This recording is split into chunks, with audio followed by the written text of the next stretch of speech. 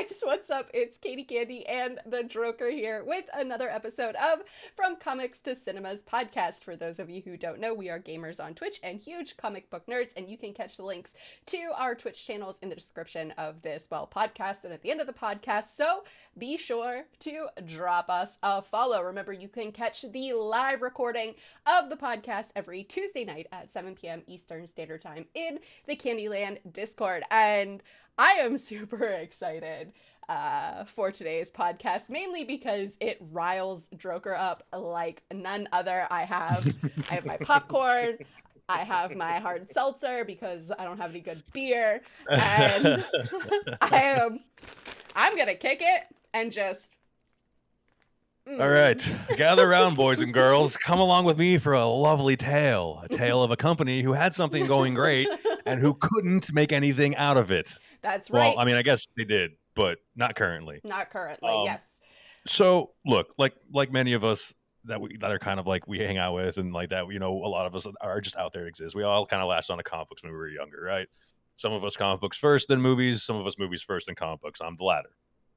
It was Batman '89 that got me into everything, and then after that, it was just comic books after comic book after comic book after comic book. I couldn't put them down. So it was literally DC comics that got me into, like, DC movies that got me into the whole comics, and then from that I got into Marvel, and then from that, the rest of kind of like the story kind of writes itself out, right? And a lot of us are like that. Mm-hmm. That's how we found this. That's how it came to be. That's how we found it. We stumbled across a toy or a story or a movie when we were younger, and we were like, we like this. So, that was what we grew up with. That's what I grew up with. And I know for you, I'm sure Marvel was maybe the same way. It was, Daredevil. And even before that, or after that, rather, it was Spawn. I loved the Spawn comics. So, and then you just kind of go from there. Yeah, and you learn what you like. Like we've talked about before. I learned that I like dusters, characters and dusters, the Phantom, the Question, the fedora and the duster. Yeah, it is. You just find this stuff out about Dick Tracy. Come on. But so it's one of these things anyway. It's something you grow up with, and it's something that you latch onto, and then you kind of like you get stigmatized growing up reading comic books and liking comic book movies. You're a nerd. It was uncool growing up. Like I remember I used to we used to read comics like around the corner from like the cool kids, like at my elementary schools, like so that we wouldn't get made fun of. Like we pull them out of our bag, like until we got around the corner and be like, oh, like we'd share like what we read and everything like that. But like we didn't do it in front of everybody. Oh no, it wasn't cool, man. It was not cool to have a comic book or to read a comic book. If that was something that was like frowned upon when you were growing up. If you had that, you were labeled a nerd, you were labeled a geek, and listen, being a nerd and a geek is like cool nowadays, right? It was not cool. Right. Back then. Geek chic was definitely not a thing. It 100% was not. This whole like wearing like DC Comics and Marvel's like first print shirts and stuff like that wasn't it back then, all right? You had to go to like certain stores and like conventions back then to get stuff like that. You didn't just order it online. Or go to like Target or Walmart. Right. Or get lucky at a thrift store or thrift shop. Yeah. So that was what I latched onto. I latched onto DC very at a young age. It was Batman in particular because he was just he was an ordinary dude who was put in extraordinary circumstances who always tried to do the right thing. Cool. How can you create a character like that and then evolve your movies into what they've become, which is just like money grabbing, editing for like quickness, destroying stories, and just like evolving into what it is today? I don't know. It's far from it.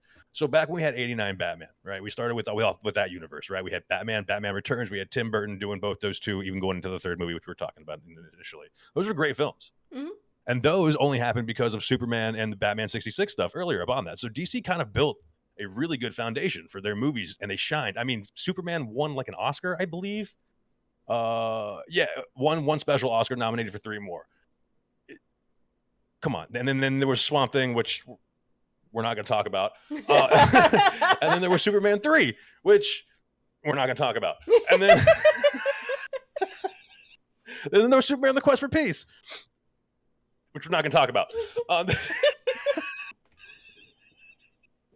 then there was the Return of Swamp Thing in '89, which nobody cares about because '89, Michael Keaton's Batman dropped with Jack Nicholson, and that forever changed comic book movies, in my opinion. That showed Hollywood that, hey, not only is there a market to be had with this, there's a toy market because there wasn't really that lot of Superman toys, but for the 89 Batman movie, there was a whole lot of toys. Oh, there was. I had 2 Batmobiles myself because I broke one.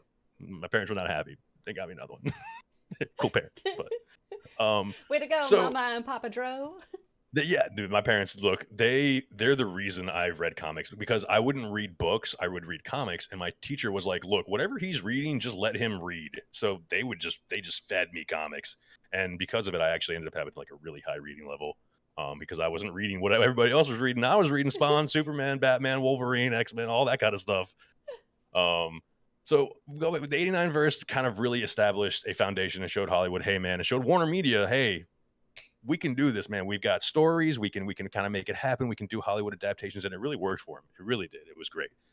That kind of fueled him into other poorly, maybe ill-advised movies that were probably just like, hey, let's just go ahead and do it, like Steel and 2004 Catwoman.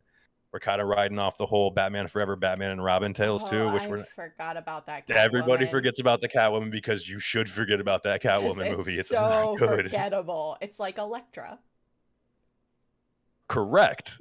Correct. It is like Elektra. So then, comic book movies at that time, they're kind of like, nobody's really interested anymore. Everybody's kind of, with DC especially, we're still living off the nostalgia of Christopher Reeves and Michael Keaton and the cheesy Arnold and Uma Thurman, Poison Ivy. Chill. Exactly. So we're still all riding that, and then along comes 2 movies in 2005 that really, for me, established, hey, this is going somewhere. It was Constantine, which was a great Batman movie. Begins. Yeah, those 2 movies was DC go into a little grittier and a little more big budget direction. They kind of forced it after Catwoman. They're like, we're not going back down that route again. And then we were like, all right, cool. Fans rejoiced.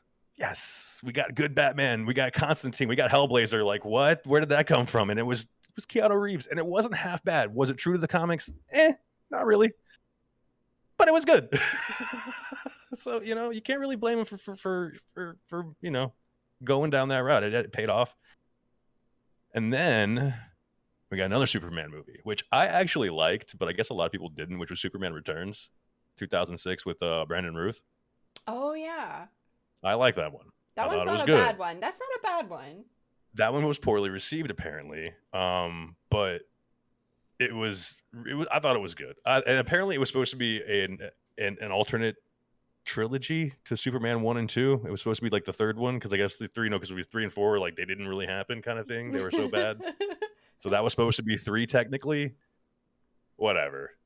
And we got The Dark Knight, and then we got The Watchmen. And around this period, we got Jeff Johns taking over creative content for Warner Brothers Media. Now, Jeff Johns was this already established writer and comic book guy in DC Comics, mostly known for his Green Lantern stuff that I know him for, but I'm sure anybody else in chat can throw anything else out there that Jeff Johns has been a part of, and you probably know it.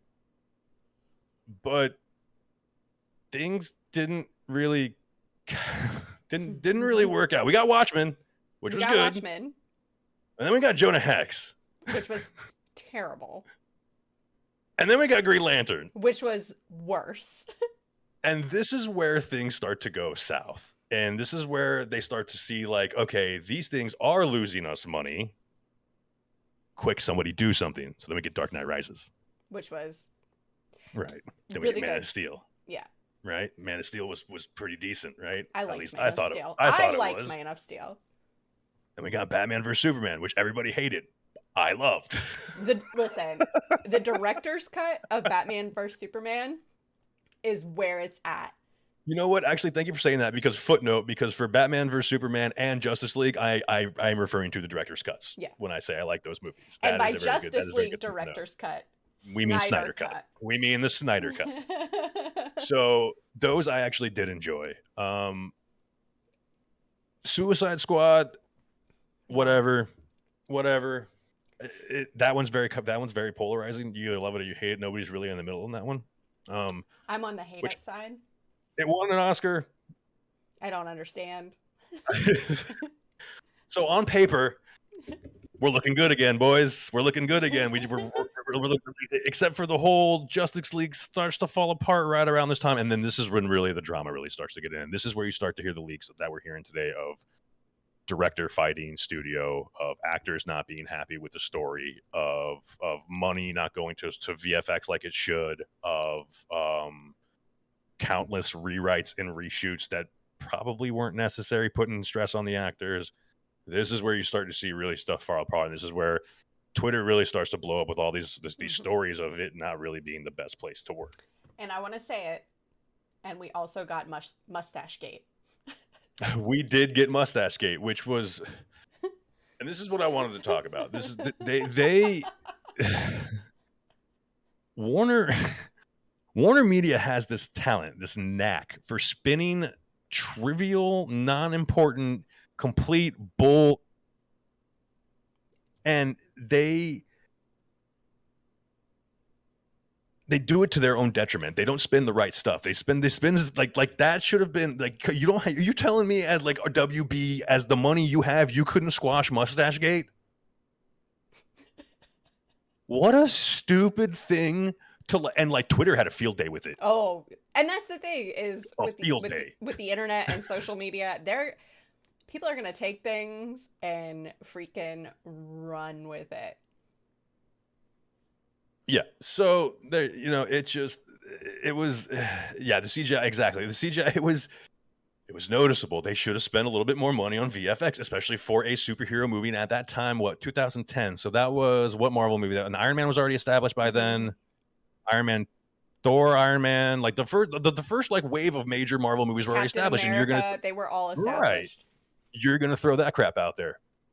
So now fans are going, hey, what's going on over here?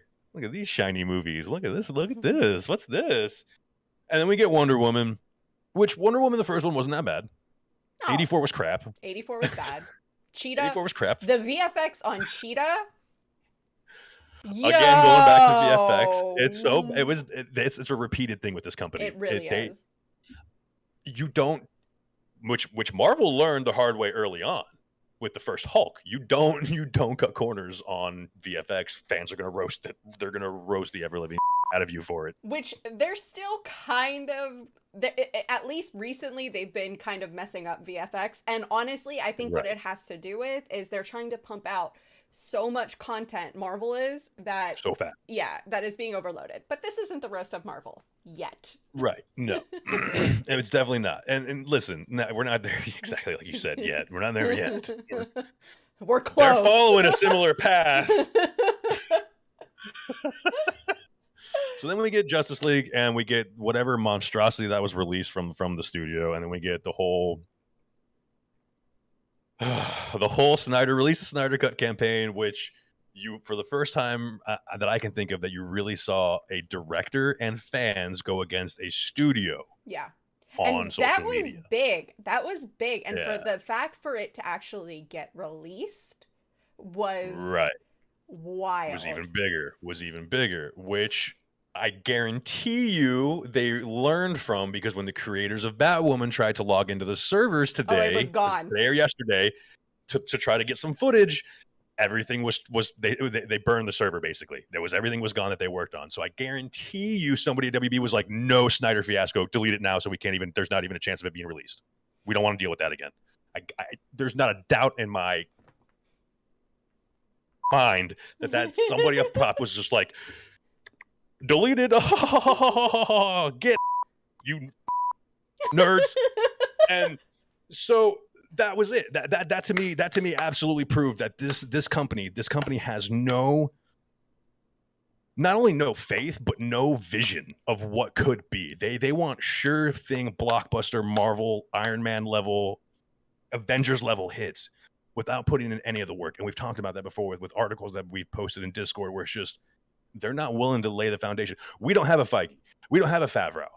No. We've got whatever the hell his name is that did Honey Boo Boo. Okay, thanks, Zaslav. I guess. Zaslav. Whatever the hell. He did Honey Boo. He's the Honey Boo Boo jackass. Okay, that's who he is now. Because screw that guy. He actually ruined TLC and Discovery, which on paper he actually grew the numbers. So from a fiscal standpoint, the guy's a genius. From a quality standpoint, the guy's an idiot. Take what you will out of that. I don't know. This is just my opinion. Moving on. So we got the Snyder Cut release. It was a 4-hour release. It was supposed to be a multiple cut movie. I loved it. I thought it was great. I thought it told a fantastic story. I loved it. I was one of the schmucks who thought, oh, maybe DC is going to see this, or Warner Brothers is going to see this and be like, hey, this is gold. We should run with this. But instead, it was the exact opposite. PR smeared the crap out of Zack Snyder. Impossible to work with, hot-headed, anger. He had anger issues. It was never going to work from all this smear campaign. Basically, like low key started coming across all the internet. You started to read all this crap coming out like later afterwards, like all this. And basically, Zack Snyder said he was done. He's like, I'm never coming back to work with this company again. This is. I made my money. I got my movie released. We're out of here. So then, what happened after that? We got Shazam was still Snyderverse, which is the remnants that I think they're going to be building the new Reeves / Snyderverse on, which we'll get to in a second. Yeah, we'll talk about. Yeah. And then we got the second Suicide Squad. We got the second Suicide Squad, which wasn't too bad. Or wait, I gotta be honest. Or did we get Aquaman? We got Aquaman before that. We got Aquaman and we got Joker. And we got Joker. Then and then we got So it's Suicide Squad, and then like Birds of Prey, Wonder Woman 1984 crap. Birds of Prey crap. And then we got the Batman. So the Batman. So now we're on the upswing again. So So it's been like this. Literally, that was the point of me going on to the whole timeline of the movie, is to show you like it's literally been like this. They haven't been like this at all. It hasn't been a linear progression. It's been literally throw a dart at the wall and see what sticks. And it's frustrating as a fan because you have literally a chronological layout in paper, basically already in a screenplay format that you don't have to do too much to. Already there. It's there. Ta-da! Use it. You morons. Use it. Quit trying to reinvent the wheel. Why? What's the purpose? What does it serve? You're just pissing off fans. You're pissing off everybody that cares about these franchises, and you're driving away fans to other franchises. Do you know how many young kids I meet that say they're DC fans? It's all None. Marvel. It's all Marvel. It's legit all Iron Man, Thor, Hulk, Captain Marvel, Miss Marvel. It's all Marvel. They have no presence. And when it comes to movies, now comics are a different story. We're not talking about that. We're talking about the DCEU. So now that crap's out all of the way, I honestly do blame the beginning of the downfall of DC for Jeff Johns. I blame Jeff Johns. I think he's a great comic book writer, creator. I think he was too ambitious as a creator, a creative, whatever he was when he was at Warner Media at the time, or DC. He tried to force too much, and that I think is what really put the seed in the big wigs who actually control things. Hey, we're just kind of do what we want. You're the comic book guy that we put in here to run stuff, and stuff's not really working out. So now we're not going to do what you guys say anymore. We're going to do what we said. And which is why they had the pushback for Zack Snyder, because they were so comfortable with just pushing directors and just doing whatever they wanted around. And Zack Snyder was like, no, this is my vision. We're doing it. Because I guarantee you there was a completely different Green Lantern movie that was supposed to happen. Most likely. And just didn't, because Jeff Johns literally wrote the Green Lantern universe. Maybe one with an actual suit. Yeah. Again, VFX. It's been an ongoing issue. It's literally been an ongoing issue forever, which is hilarious because in the original Batman movies, they had some of the best costumes and gadgets and sets, and just as cheesy as the Arnold Mr. Freeze was, his suit was cool as hell. It was really awesome. So it's frustrating because now we have the Batman. I loved the Batman. I thought it was good. Don't get me wrong. We have a whole podcast on it, guys. If you really want to listen to our complete opinions on the Batman, definitely go check it out. Yeah, and for a while, what the straw that broke the camel's back for me was reading that they're going after the animated stuff, because for a long time DC animated movies have just been top tier, just S tier animated flicks. It has been. It amazing. Was so good. It was always so good, right? Yeah, and that's the thing. That's the thing. For a long time recently, I should say, it was Marvel had the box office hits, right? DC had the television shows and the animated series. That's Oh what my God. DC had. Yep. We didn't even talk about the CW stuff. Because Like Smallville Smallville was was amazing. oh my God, it was so good. And you were introduced to so many characters, right? Like we had Dr. Fate in Smallville and his wife, Enzo. So, you know, it's like Lois and Kent. Yeah, good call. That's another one. Like I'm gonna leave out Legends of Tomorrow. I'm biased. I really like Legends of Tomorrow, but I am super biased because I love the stories they told.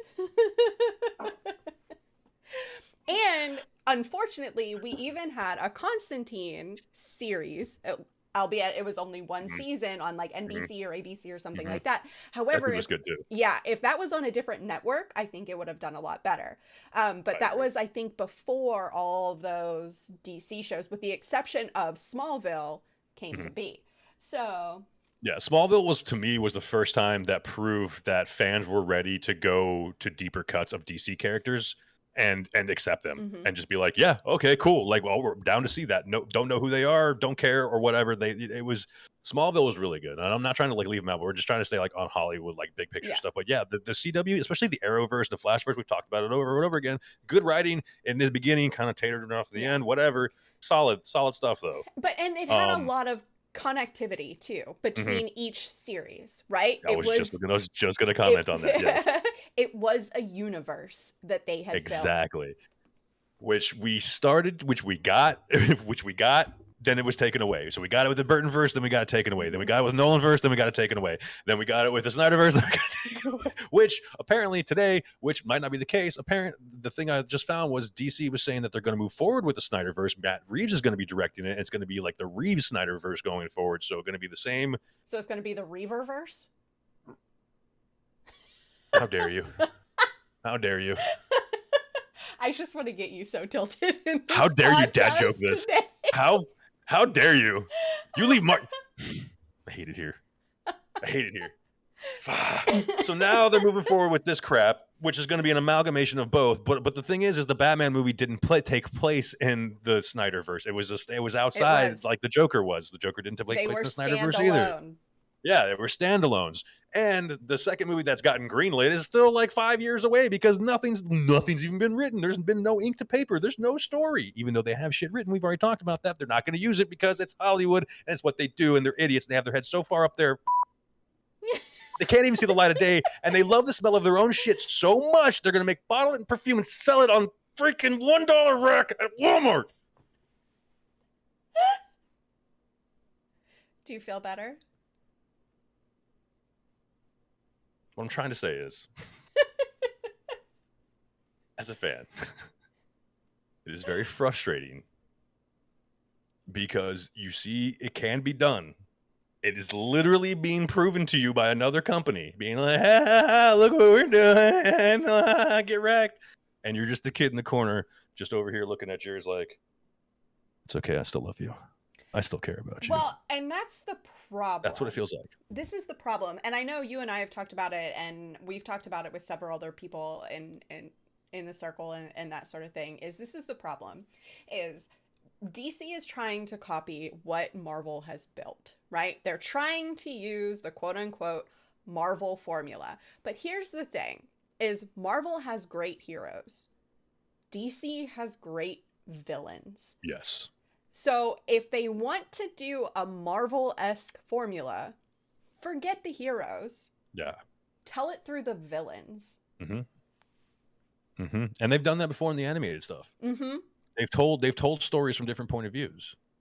Not always the hero's point of view. Nope. I think it's Gotham Knights was one of the ones that was told from like the victims of the crime's point of view. So you got like a different version of Batman from every point of view. One was like told from a kid's point of view. So he was like a super big, scary monster. You know, one was told from like a cop's point of view, so he was like a super anarchist, like gun-toting, like, you know, Batman. So like it was really cool. That's why. Have we seen any of that? No, not really. But that's why I really liked Gotham. It was yes. The early days of Batman told by Jim Gordon. Yep, and the actor who played Jim Gordon, I forget his name. He's so good. Chef's kiss. So good. That was a good job. was good. Again, another great DC show and Pennyworth is great too, even though they felt the need to rename it because nobody knew that it was related to Batman, so they had to rename it Pennyworth: The Origin of Batman's Butler. Which can I feel like we need to do a podcast on Pennyworth, on Maybe. Alfred. Yeah. One day. Because Yeah, Alfred, he's pretty cool. He's got some chops, man. He's not to be, and if you know anything about Three Jokers and stuff like that, he potentially could have been a Joker at one point in time. So then, which again, you could fantastic content from the comics you should probably use in a movie. I'm just saying, I would love to see a movie where Batman is literally year one running around trying to save Gotham. There's really not much going on, and you know what? Alfred gives him something to do. Alfred dresses up like the Joker, and it's this whole psychological thriller. Give me that movie. That would be amazing. Turn them against each other in that movie. That's interesting conflict right there. I don't care about Twitter conflict. I want to see in movie conflict that's good. I don't care that you can smear a director and throw hype campaigns behind a Flash movie that I quite frankly don't give any crap about. We should probably talk about that. Oh yeah, how it's like scoring the highest score of any DCU movie that's ever come out. See, here's the how thing. convenient. How convenient. Here's the thing. All right, listen. This is the issue that I have because look, I don't know anything about the Batgirl movie, right? No one really does, except for whoever worked on it and the actors and actresses in it, right? How dare you hurt Brendan Fraser, you sons of bitches. And Michael Keaton. Don't you know Keaton is key? But here's my thing, is they said it scored in the testing the same as It.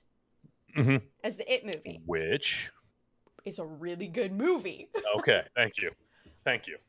So I don't understand, like, I don't get it. I really don't want to go here, but my honest opinion is because of the backgrounds of the people of the movie who were working on it and the cast that was casted in the movie is why I think they sacked it. We could only put on our tinfoil hats. That's my opinion. I can't prove anything. I have nothing beyond just I see a major mogul company trying to cut corners and get as much penny pinching as they can out of situations. And it's just too convenient. It's just too convenient. And then the PR storm spinning afterwards. The PR storm spinning afterwards and the whole Ezra Miller apology, which, by the way, kudos Talk about a non-apology. Kudos to the intern that wrote that. Yeah, yeah. You know what? That intern deserves a promotion. Give them like a salaried position. Because good Lord, was it very... I've been going through distress. I apologize for blah, blah, blah. Just not even like no emotion. No emotion in that statement whatsoever. No. No remorse. Nothing. So here's the thing is they still want to release this movie, right? Because there were three scenarios, right? There was scenario one, Ezra Miller apologized, and they released the movie. Scenario two, they release the movie, but do limited promotion for it. They basically don't do anything with him involved. Right. Yeah. Scenario three, they scrap a $200 million movie. Probably not going to happen, right? So that comes out, and then what, like a day or two later, this apology comes out? Listen, I don't believe in two things, the coincidence and the Easter Bunny, okay? Right. So No. It's good. It's good. I like that. And then like I said, it just happens to be this movie that is like caught up in one of the most negative PR storm rooms in any superhero movie has pretty much had in the past like 10 years. Happens to also score the best out of all the movies you had in the past 10 years. I'm not buying it. That's gonna be a no from me, dog. I'm sorry. It's not feasible. It is feasible. It is possible, but I'm not buying it. I'm not buying like it. You said, man. It's too coincidental. It's too coincidental. It's too convenient. Yeah, it's entirely too. Oh, this movie's so good. I mean, and this is the multiverse. Was what not Nordic.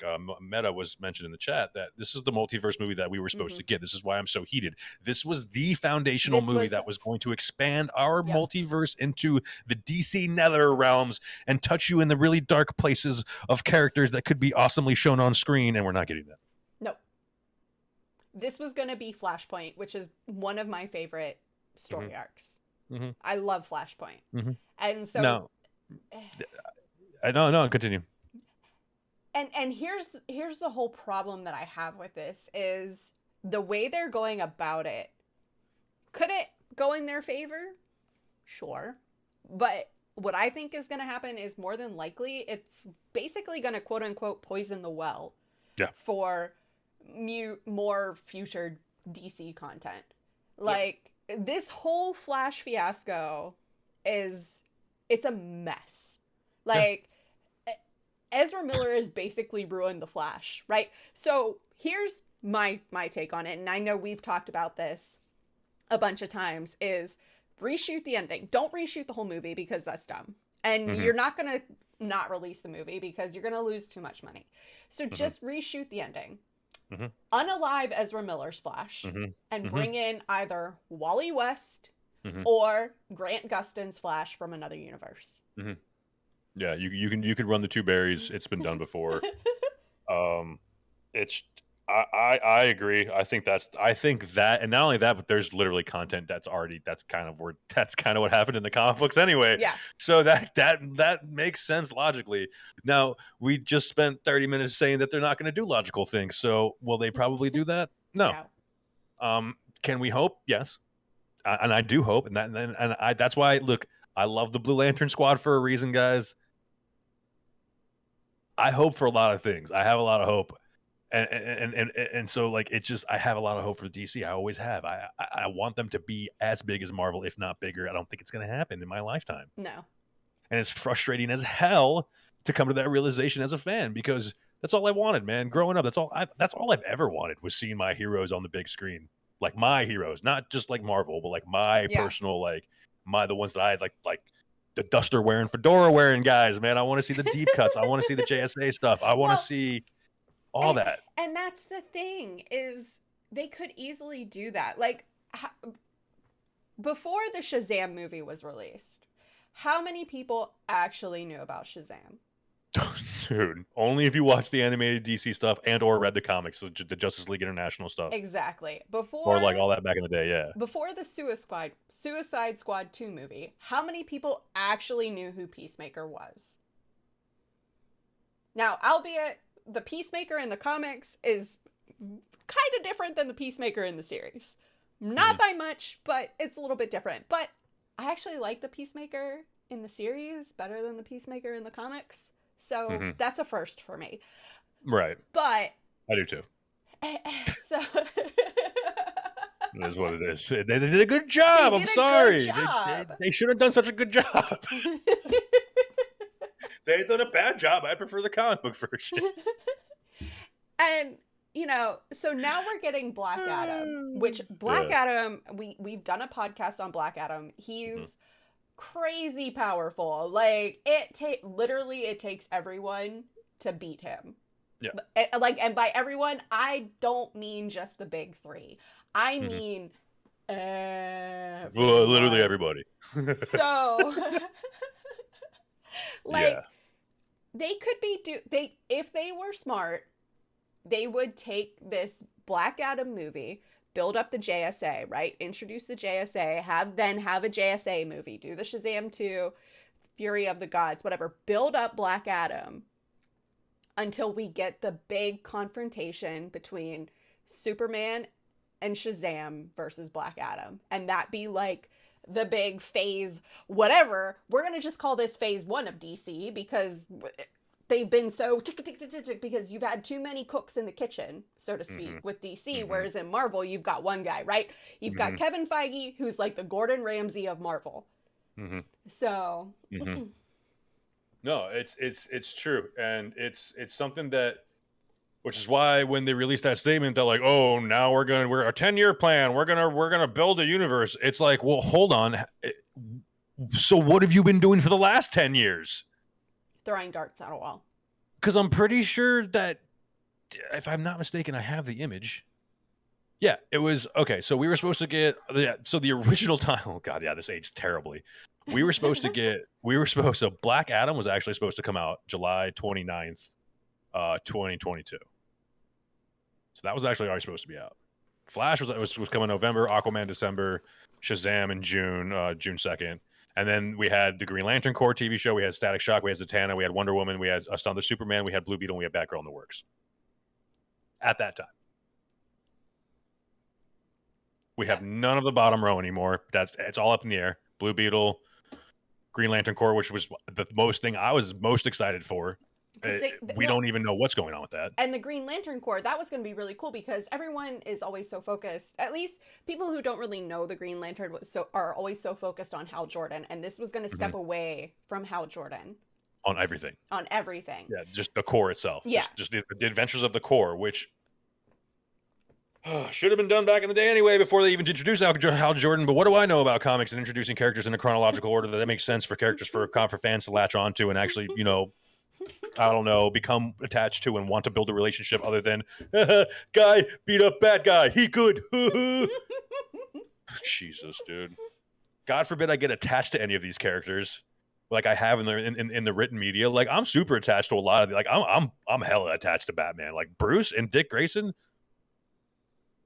And this is the other thing too. Like you have material for such perfect, like Vigilante and Dick and Nightwing cross paths constantly. There's like so many. Okay, do a Peacemaker Titans crossover before Titans goes. Or don't even let Titans go in the first place. Just keep it going. That's such a phenomenal show. Like, how dare you? Do you know how great it would be to see Dick Grayson, and especially that actor who's playing Dick Grayson, fight Vigilante? Oh my God. It would be so brutal. It would be amazing. So much blood. It would be a bloodbath. And it would be great. And it would be something that fans would probably lose their ever-living mind over. Guaranteed. And they're not going to do it. You have... Hell, you know what? Even just for toys and money purposes, throw in Deathstroke. Have Deathstroke, Vigilante, and Nightwing all fight each other. We were supposed to have a Deathstroke movie. We were supposed to have Deathstroke. And what's his face was supposed to do it? That guy that basically looks like real life Slade Wilson. I forget his name. He looks. Yeah, thank you, Nordic. Yeah, he looks. If I saw that dude walking down the street, I'd be like, oh. So again, and like, and what's his face as Lex Luthor? Eisenberg. Oh yeah.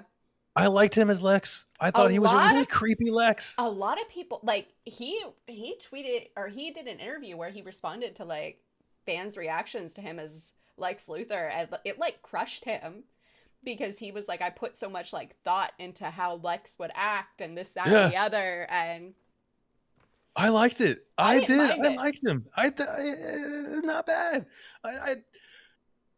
I think he got a shitty movie. Yeah. Gotta be honest. I just think he got a bad movie. Because he was a very intense, like serial killer kind of Lex, which I have always liked that version of Lex. I do like the super genius-y kind of like almost like anti-Tony Stark kind of Lex Luthor, but he's also sadistic, narcissistic, and kind of sociopathic. So yeah, 100%. Like the dude hates Kryptonians. So much so he created his own to battle other Kryptonians. Like, okay. Oh man, it's just it's frustrating. And then you have all this. They're canceling this. They're not canceling this. JK, don't listen to that. We're still going with that show. Oh no, we're canceling that. And then you're confusing the crap out of fans by saying, yeah, we're not really doing any more of these shows. But really, what you meant was these shows are open for option to be picked up by Discovery Plus. So it's all really up in the air right now, and nobody really knows what the hell's going on until Discovery decides what they want to keep and what they want to let go. That's really what that means. Which. This is the thing is I'm sorry, but DC stuff should not be on Discovery. Discovery should be science-y things. That's what I fell in love with the Discovery Channel for. Like, now I only watch the Yeah. Discovery Channel for Shark Week, which, by the way, I watch on Nat Geo. I watch on Nat Geo now because Discovery Channel doesn't even, like, what? It's not even about the sharks. Not even about the sharks anymore. It's about celebrities being like, look at me, I'm on a boat. Listen, Here's some water. you want to know how angry I was? Listen, this is a side tangent, and I apologize for it. No, because they're WB property. Roast them. To have the jackass people on Shark Week? Oh my god, I didn't even think about that. You want to know? Like, I seriously was like, you know what? I think it's time for Real Housewives instead. And I have never, ever done that. You have to understand something here, guys. Sharks are my favorite animal. I have a tattoo of one on my back. I have jewelry of them. Like, I have posters of them. They are my jam. I've never, ever, ever missed an episode of Shark Week. Ever. And now? I turned it off. Yeah, because of Zav, whatever who cares what his name is ruining the damn direction of everything. And this is the guy that want to give control of the movies and the comic book characters. No, absolutely not. And I think it's ironic as hell that two wrestlers are quite literally carrying a comic book franchise on their backs right now. That's actually both hilarious and sad at the same time.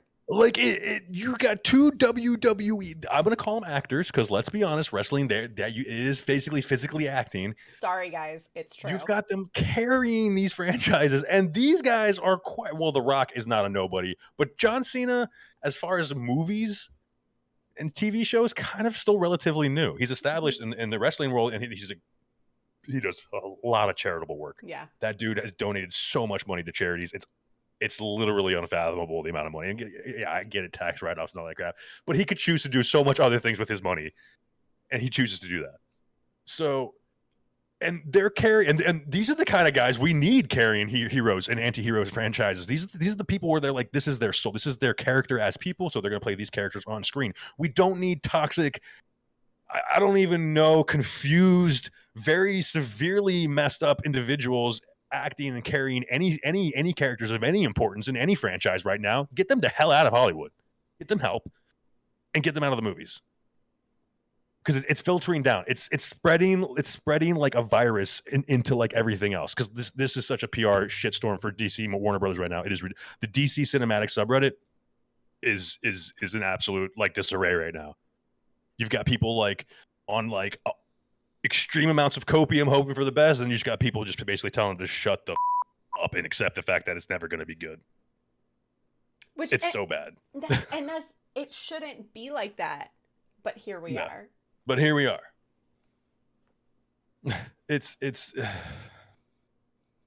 you know what, Meta, at this point, maybe the Miz is not a bad maybe he's not a bad call for Superman. I mean, cool. He did wrestling and the real world. There you go. He's built like Superman. Screw it. Put a suit on him. Let's see what he can do. At this point, what have we got to lose? We've got nothing. How can it possibly get any worse? It goes belly up from here. They sell off to Disney. That's better. That means more money for better movies. Actually, I don't see a bad situation. Like, it literally can't get any worse. Actually, if Disney bought DC, then we could get the Magdalene universe. Exactly. We could get Bruce Wayne, Nick Fury, Bruce Wayne, Agent of S.H.I.E.L.D. Doctor Strange Fate. What was the Riddler Kingpin? Riddler. We could get Spider-Boy, which was Superboy Spider-Man. Yep. We could get all these. Again, great stuff already out there. It's just... We could get when She-Hulk fights Wonder Woman. Yeah. Or when Superman picks up Mjolnir. Yes. You know what I'm saying? Like, we could get these things, and I don't see it happening. In fact, I don't see. Here's what I honestly see happening. I see them beating the Trinity into the ground until nobody cares about it anymore. That actual comic book sales start to suffer from it. That's the problem. And that's been the problem from the get-go with this whole cluster, is they're so focused on the big three, right? They are so focused on the big three that they're losing sight of the cool not as big characters that they have. Yeah, sure, Aquaman's doing fine, but then we have that whole Amber Heard thing. And let's be honest, it's not Aquaman, the character that's carrying those movies. It's Jason Momoa shirtless carrying those movies. 100%. And he's a decent actor. I'm not trying to take anything away from that. What I'm saying is, let's call a spade. Okay, just like I'm sure if they made a Power Girl movie, there would be certain features that would be carrying that movie of pretty far versus special effects and acting. Well, let's be honest. Yeah. Okay. And if you guys don't know who Power Girl is, just Google, because we're not going to explain. We're not going to go there. Which we kind of throw her under the bus a lot, but anyway, I believe I definitely threw her under the bus last week. I'm okay with that. I'm not the biggest Power Girl fan, to be honest with you. I never have been. In the comic books, in other media, not so bad. Moving on. Why am I not surprised? I want to act surprised, and I'm not. DC, you do some things right. Make the pain go away. Can I just be right? See, and the thing is, like, my whole right arm is a Joker sleeve from the Lieber Mayhew graphic novel. Like, it is dedicated to a piece of DC literature. And I walk around with this every day, and people are like, "Oh, Batman!" I'm like, "Yeah, the Joker." They're like, "Ah!" I'm like, "Please don't ask me questions about the movies." Like, literally, is what goes through my head because I don't want to talk about them because it makes me so frustrated. So what you're saying Marvel, is you're gonna talk about it all day. Cover it up and get Moon Knight. Listen, are you gonna get it where he steals the Thanos copter? Yes, we're actually gonna get Moon Knight hot wiring the Thanos copter with Wade behind him telling him he's doing it wrong. That's what we're gonna do. Yeah, it's been a wild ride. It's been very frustrating as a fan. It's frustrating because the media that we're getting from all these outlets is very conflicting. We're getting this is canceled, this is not canceled, this is fine, this is not fine. We're not getting Batgirl. The directors try to sneak Batgirl away, but they deleted all the files, so clearly they knew what they were doing when they canceled Batgirl. Which I literally really think shady. I think they're trying. I really I think they're trying to save money by cutting Batgirl because they know the backlash on Flash is not going to net as much as their projected sales are, which is why they're trying to spin the hella positive PR campaign right now about the movie testing so well, because they know people aren't going to go see it. I'm not. I'm like one of the most diehard DC fans. I'm not going to go see this movie because I don't care if it's good, because if it is good, like I said before, it's just going to make me more mad because I know that nothing's going to become of it because he's going to screw up again. It's a pattern. We're creatures of habits. We do things in patterns. It's what we do. Our brain is wired that way. We see patterns for a reason because we like patterns. It makes us happy. He's going to mess up again. And that's just it, is like, I know I won't see The Flash, but I know, like, some people I work with who don't know everything that's going on, right? They'll go see it. Right. Mm-hmm. And then they'll come talk about it. And then I'll be like, and then I'll just get irritated. Like when they talk about Thor, Love and Thunder and how they loved it. I was that person. For a hot second. And then I read the story and then I became the other person. We welcomed you back. Yeah. I don't know. This is why I think sometimes, and this is I've been proven time and time again, I think sometimes it's better to be ignorantly blissful, because maybe you can enjoy certain things. Like, I know all this DC lore and stories. Maybe it's not helping me. Maybe that's what, if I didn't know all that, I'd be like, these movies are fun. I mean, maybe I feel that way. Right? Because who knows? Maybe I would have liked Thor, Love and Thunder, and I would have been on that bandwagon of, oh, it's so good. And maybe I would have liked Captain Marvel, which, by the way, I didn't. But anyway, that's neither here nor there. You know, but, like, there's a reason that comic book fans like ourselves are kind of very hard on these movies, is because we've grown up with them. We love the stories. We love the characters, right? And so when you see these characters or the stories misrepresented or not given to their full potential, or just completely off the wall, hello, Bane. Like, which one? Can we get a Bane right? Can we just get one Bane correct? Can we get one Bane correct? That's all I'm asking for. But I know that's never going to happen because that would be logical. So, anyway, I lost where I was going after the whole Bane comment. But it's just when you see things like this, and especially when a company is just completely tanking everything, and it's, I don't know if they don't like, I don't understand why. I just hit my mic. I'm sorry, guys. I just don't understand why they're not listening to the people who are giving them the information, or maybe they're just listening to the wrong people. I don't know. I don't know. I think it's the second one. I don't know what goes on in an exec's thing. Yeah, neither do right? I. I'm just a lowly radiation protection technician, right? So, I don't know what goes on and all that, but I do know about radiation, but that's neither here nor there. But so, it just seems to me like things are not going how they should. And DC isn't, they want to be like Marvel, but they shouldn't be like Marvel. And that's the thing. Mm-hmm. Mm-hmm. No, yeah, they want the profits without putting in the work. They want the rewards without building a foundation. Exactly. And that's the thing too, is Marvel built, they built that, right? Like, yeah, it took a couple trial and errors, right? Yeah. Like we had a couple of those, but then we had Iron Man. And Iron Man is really what solidified it. And then we had Captain America, and we had Thor. And then we finally got, the Avengers, or there are certain ones that we don't talk about, right? Like Thor: The Dark World or Iron Man 3. Right. We got introduced to, and we had the Hulk. Right. Well, we did. Yeah. And we got Professor Hulk. We're not going to talk about Smart Hulk, or whatever he wants to be called now. Yeah, I don't. Smug Hulk. Lame Hulk. More like Stupid Hulk. You looked amazing when you did that. You were like, more like Stupid Hulk. Stupid Hulk. And I'm like, he's one of my favorite Marvel, and it's not about that. Anyway. Yeah, no, and Marvel is, they put in not only the time and effort, but they put in the research. That's right. Like the whole first two phases of Marvel were pretty damn close to the stories that happened in the books.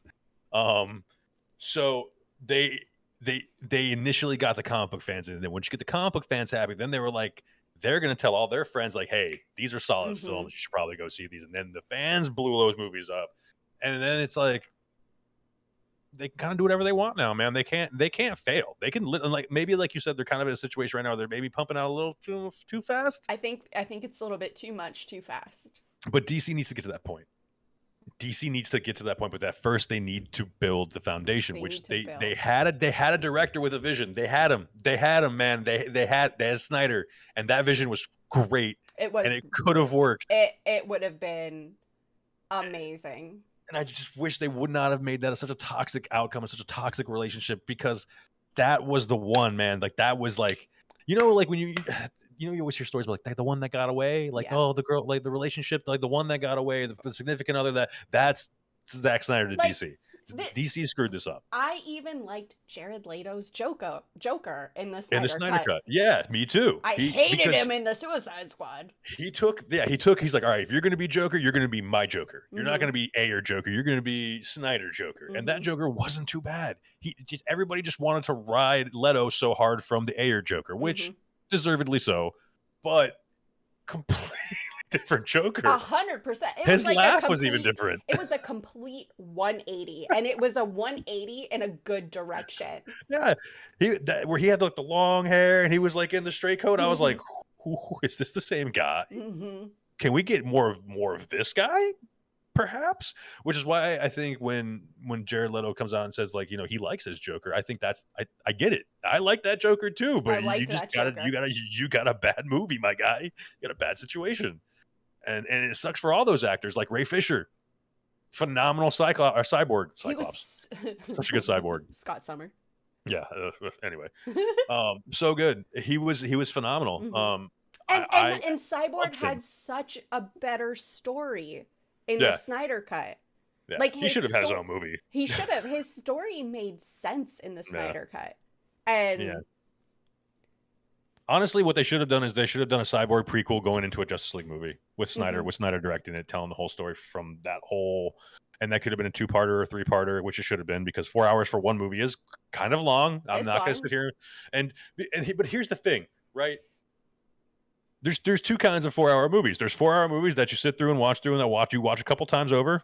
Snyder Cut, some of the Hobbit stuff, some of the Lord of the Rings. They may not reach 4 hours, but 3 hours, two and a half, too close to it. Then there's movies like Peter Jackson's King Kong, which is like 4 hours and should have ended 18 times and was terribly drawn out and awful. So it's the length is not always like the deciding factor whether a movie's good or not.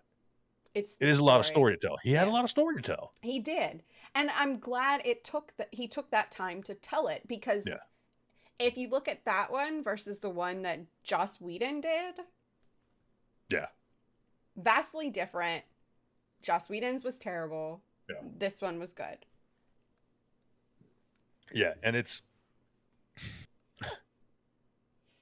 and then you got guys like Ben Affleck who are self-admitted Batman fans who have been reading Batman comics forever, and the dude actually wants to play Batman, and then you put him in such a toxic situation that he doesn't even want to play Batman anymore. He's like, and then he does, and then he doesn't, and then he's coming back for reshoots. Or last we heard, he was doing research for the Flash movie because they took Keaton's parts out of the movie. Or was that Batgirl? That was Batgirl. I think was that Batgirl? Yeah. Okay, so it's or no, maybe it was Keaton. I don't know. I can't. And this is.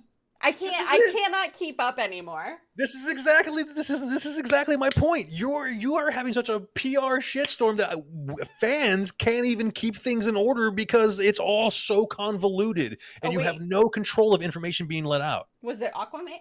Was it Aquaman? Aquaman. Was it Aquaman? Okay, it was Aquaman. But that's my point. Like, we don't even know what's and why are there 3 different Batman existing in the movies? Why do you hate fans? Why are you trying to confuse the shit out of these fans? These poor kids are going to go see these movies and be like, who? Which one's Batman? Mommy, I don't know which one's Batman. What the hell? Damn it, man. Just fix it. We need Jon Favreau. I keep saying that over and over again, but we need Jon Favreau. We need someone to slip him some kind of mind control or an extreme amount of money to be like, hey, come fix these movies. Listen, stop working on The Mandalorian. We know the Disney Star Wars money is really good, but if we gave you I don't know, a black hole's weight worth of money, would you come to DC Warner Brothers and fix our stuff? There's no way he would, but we need somebody like him. I've been saying it for years. Give Kevin Smith a shot. And a legitimate shot. Don't give him one of these half-assed toxic shots where we're going to give you a movie and it's got no production, no VFX, no seasoned veterans or no studio or anything like that. He directed some Supergirl, and I think he did some Flash. He did a good job. Yeah. And listen, we know he's a good director. We've seen him, right? Clerks, Mallrats. He's written Daredevil. He's written Batman. He's already got the story. Harley Quinn. Yeah. His daughter is literally named Harley Quinn. Literally, his daughter's name is Harley Quinn. But give him a legitimate. And he's got kind of he's not blacklisted, but he's got kind of the stoner reputation in Hollywood. He does the Silent Bob movies, which he does, and I love him. That's how I fell in love with him. But he's also a very like B said, he's a huge comic fan. He owns comic book stores. He has a whole Smodcast network. He built on a comic book podcast that he did with Jason Mewes. This dude knows what he's talking about, knows the stories, and knows what to do. And so just give someone, if not him, someone like him a shot. He even has another one, Fat Man on Batman. Batman on Batman. It's a great podcast. If you guys haven't heard of Fat Man on Batman, highly Mark Bernardin. Thank you. Yes, Mark Bernardin. And they do it in a Star Wars cantina in LA. Or at least they used to. I don't know if they still do, but they did it pre-COVID. They were doing it in a Star Wars themed cantina in LA. That's where they would do it live there. Yeah, it was really, really cool.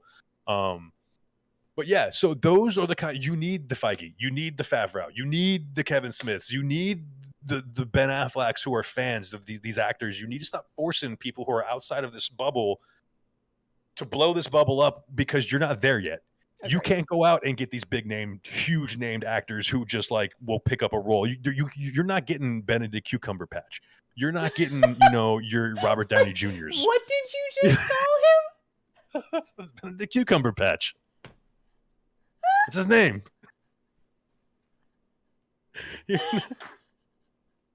You're not getting these A-list. I mean, you are getting The Rock, but let's call a spade a spade. Has The Rock done anything that's been like really not action based, big full blown production that hasn't been Fast and the Furious? Tooth Fairy. And if you say Jumanji, I'm gonna smack you. Jumanji. Okay, that's it. We're done here. Wait. I got another one. Jumanji 2. I knew it. Got him. So we again, he probably was cheaper than a lot of people, but I like him, and I think his passion. I think his heart's in the right place, and I think that they're going to do something with it. And this is his passion project too. So like he's been fighting for this movie for almost a decade. Yeah. And he keeps talking about the rebalance of power in DC, and I think what he is referring to is what we talked about in the past. I think they're going to they're going to scrap doing Omega Beam Boy and what's his name, Steppenwolf. I think they're going to scrap that, and I think Black Adam's going to be I think exactly what we talked about. I think he's going to be the new big bad that the JSA or JLI or JLA or whoever the hell they decide to introduce next, if they even stick to that, we'll fight him. Maybe you're right. Maybe we talk about maybe it is going to be a Batman or Superman Shazam kind of situation versus Black Adam. I personally would like to see a JL movie versus Black Adam. Oh yeah, I'd be happy with Superman Shazam versus Black Adam too. Mm-hmm. Agreed. So it's just I don't know. I want them to do well because I care, not because I want to talk crap and I want to make content. I legitimately just.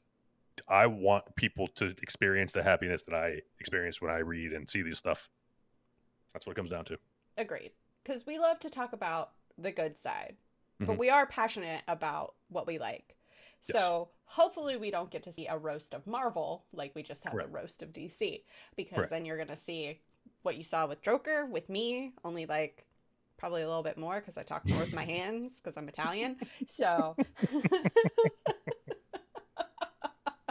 But yeah, if you guys can always come by our streams. We're always willing to talk comics. We're always willing to talk hypotheticals and scenarios. You're always welcome. I know us in particular, and especially the people who come out to the chat that are in the Discord when we do this live. We're always willing to answer questions and talk about anything you guys want to talk about. Honestly, it doesn't matter what I'm streaming. I know Katie's the same way. We will talk comics. It doesn't in a heartbeat. Yeah. Even if we go on other streams, we bring it to comics, right, Nordic? So, and it's thank you guys for coming along for the ride. But that's all that we got for the roast of DC. Thank you guys so much for listening. As always, you can catch the live recording of the podcast every Tuesday night at 7 p.m. Eastern Standard Time in the Candyland Discord. You can catch us streaming on Twitch at various times. Me this week, I don't know when it's gonna be. And you can catch the upload every Friday morning at 10 a.m. Eastern Standard Time on Apple Podcasts, Anchor, Spotify, YouTube, and now Google Podcasts. I nailed it this time. Thank you guys. Shakalaka. Thank you guys so much for listening, and we'll see you next week. Laters. Bye.